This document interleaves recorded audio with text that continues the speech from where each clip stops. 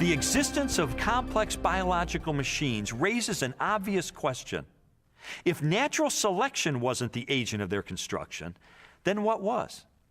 The centerpiece of my investigation was an interview with philosopher of science, Dr. Stephen Meyer. Meyer, who holds a PhD from Cambridge University, brought me face to face with the most efficient information processing system in the universe. The DNA molecule and its language of life. The discovery of the information-bearing properties of DNA and RNA is a fundamental challenge to all materialistic theories of the origin of life.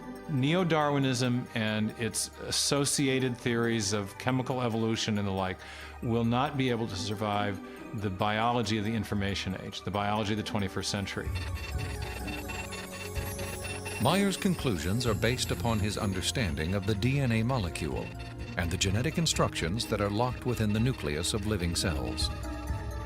In 1953, when Watson and Crick elucidated the structure of the DNA molecule, they discovered that DNA was a carrier of genetic information in the form of a 4-character digital code.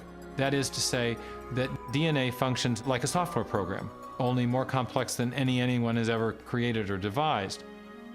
For a biological system to run and operate, it needs genetic information to build the proteins and protein machines that cause the cells to maintain their function.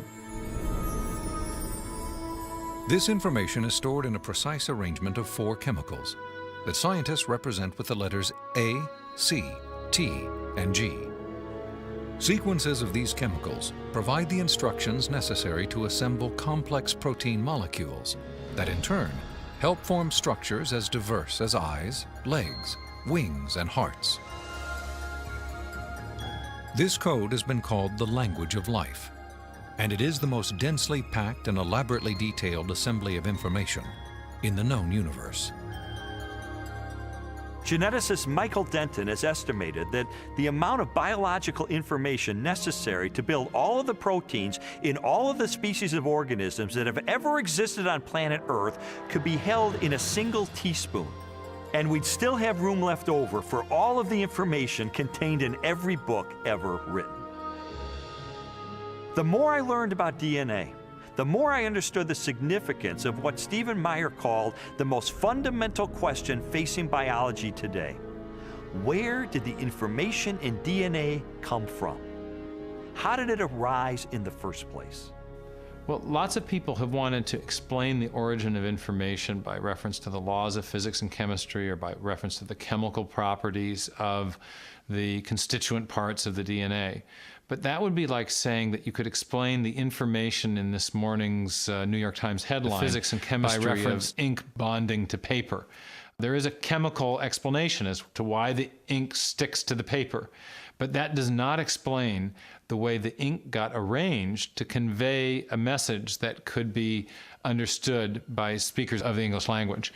Information requires a material medium, but it transcends the material medium. An explanation for the origin of the genetic instructions needed to build the first life is the holy grail of 21st century biology. Theories proposing that this information arose through natural selection acting upon non-living molecules or the self-organizing power of chemicals in a primordial soup have repeatedly failed. Even time and blind chance, the oft-invoked saviors of implausible biological scenarios, have fallen far short as accounts for the source of the instructions in DNA. Mathematicians, for example, have calculated that a universe filled with monkeys, typing relentlessly throughout the oldest estimated age of the cosmos, would have no realistic chance of producing Shakespeare's play Hamlet, let alone a transcript of the genetic information required to build even the simplest living cell. Based on our uniform and repeated experience, which is the basis of all scientific reasoning about the past, there is only one known cause for the origin of information, and that cause is intelligence. Whether we're looking at a hieroglyphic inscription, a section of text in a book, or a computer software, if you have information and you trace it back to its source, invariably you come to an intelligence. Therefore, when you find information inscribed along the backbone of the DNA molecule in the cell, the most rational inference, based on our repeated experience, is that an intelligence of some kind played a role in the origin of that information. The implications of the scientific evidence, coupled with Meyer's logic, are profound. If we are finding information inside every cell and every living creature, could that not be, in a sense, the signature of a creator?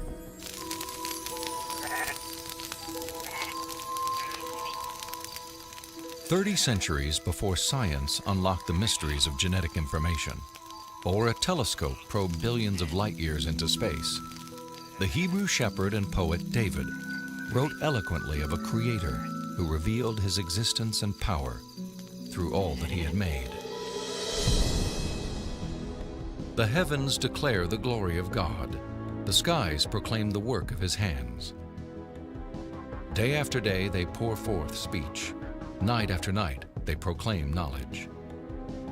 Their voice goes out into all the earth, their words to the end of the world." God himself is invisible. He is a spirit. And yet, one of the purposes he has for us is to find him so we can know him. And he's left behind a series of clues. And sometimes we just have to kind of take our blinders off and get beyond our presuppositions and say, wait a minute, I am going to pursue the evidence of science wherever it points. And if it takes me to a very uncomfortable conclusion that there is a creator, then if the evidence points in that direction, that's the way I'm going to go. According to a lot of the mainstream media, the theory of intelligent design is a faith-based idea. And in saying that, they want to dismiss it as something that has no basis in science. But the media has confused a fundamental issue. They're confusing the evidence for the theory with the implications of the theory. The theory of intelligent design may well have implications that are supportive of theistic belief, but the theory is not based on theistic belief. It's based on the discovery of digital code in cells, miniature machines in cells, the fine-tuning of the laws of physics and chemistry, and standard ways of scientific reasoning about the remote past in the history of life. 40 years ago, a lecturer in a high school biology class convinced an inquisitive 14-year-old freshman that there was no God. Ironically, years later, it was an open-minded investigation of scientific evidence that led Lee Stroebel to belief in a creator. One of the most interesting things I've learned as I've gone on this journey of scientific discovery has been that you don't have to commit intellectual suicide to come to the conclusion that there is an intelligent designer. Because today, science is pointing more directly and more powerfully toward a creator than any other time in the history of the world. I was trained in journalism and law to respond to truth. I had to take a step of faith in the same direction that evidence is flowing, which is logical and rational. We do that every day of our life. We make steps of faith based on the evidence that we perceive. And so it was the most logical and rational step I've ever taken to put my faith in the creator that science tells me exists.